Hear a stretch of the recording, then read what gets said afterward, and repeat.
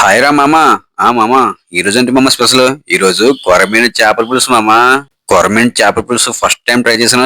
చాలా అంటే చాలా బాగుంది, అదిరిపోయింది అనుకో. నువ్వు కూడా ఒకసారి ట్రై చేసే. ఓకే మామ, తప్పకుండా.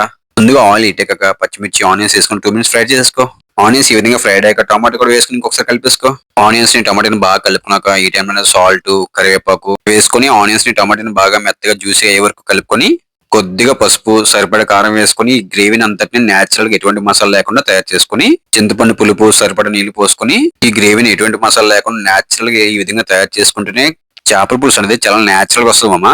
వాటర్ పోసుకొని కలుపుకున్నాక ఒకసారి మూత పెట్టి బాగా మరిగిన తర్వాత మూత తీసి శుభ్రంగా కడుక్కున్న చేప ముక్కలన్నింటినీ వేసి ఇంకొకసారి నిదానంగా కలుపుకొని మూత పెట్టి 5 మినిట్స్ ఉడికిన తర్వాత మూత తీసి వీడియోలో చూపించే విధంగా అడుగంటకుండా ఇంకొకసారి కుదుపుకొని పొయ్యి మీద పెట్టి 5 to 10 మినిట్స్ ఉడికించుకొని నీట్ గా కట్ చేసి పెట్టుకున్న కొత్తిమీరని గార్నిష్ చేసుకుని దించేసుకుంటే కొరమీను చేపల పులుసు టేస్ట్ మాత్రం అదిరిపోతుంది మామ.